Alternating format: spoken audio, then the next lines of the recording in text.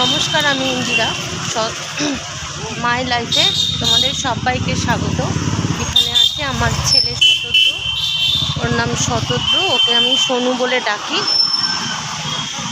তো এইখানে তোমাদের দেখাই আমাদের রবীন্দ্র ভবন, আমাদের থানা, সব কিছু। রবীন্দ্র ভবনটা একটু দূরে আছে, কিন্তু তোমাদেরকে একটা জিনিস দেখাই।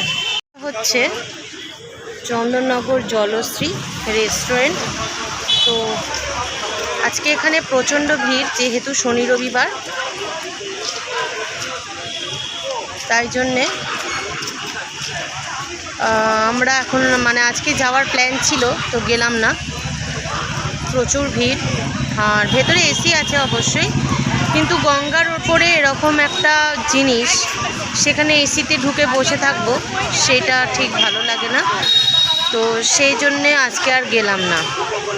গঙ্গার উপরে এরকম একটা রেস্টুরেন্টে গঙ্গার ধারে বসবো, সেটাই ন্যাচারাল, সেটাই স্বাভাবিক।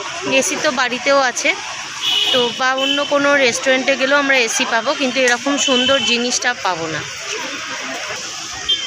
এই হচ্ছে চন্দননগর রবীন্দ্র ভবন। যাবতীয় ফাংশন, কোনো বিদেশি ট্যুরিস্ট এখানে এসে থাকতে পারে। এখানে আমাদের ক্লাবের সিসি ক্লাবের সমস্ত ফাংশন এখানে হয়। ভেতরে ফোয়ারা টোয়ারা আছে, এখন ঢুকতে দেবে না।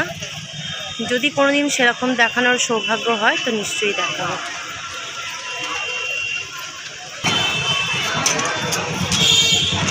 তো স্ট্যান্ডে চলে এসেছি, কুলফি খাবো।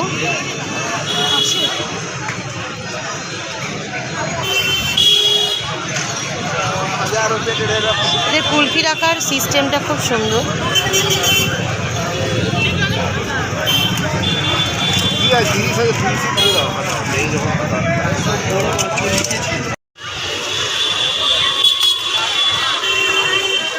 কুলফি খাচ্ছি, কুলফিটা খুবই সুন্দর, টেস্টি বানিয়েছে।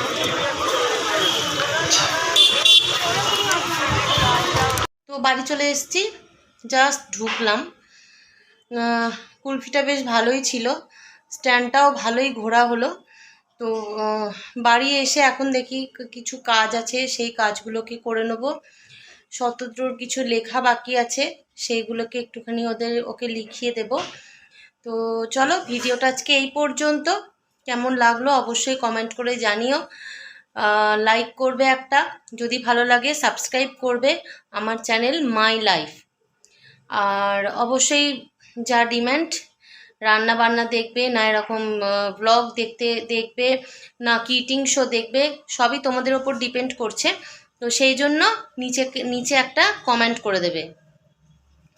তো যাই হোক, আজকের মতো এটুকু। দেখা হচ্ছে পরের ভিডিও। ততক্ষণের জন্য ভালো থেকো, সুস্থ থেকো, সাবধানে থেকো। নমস্কার।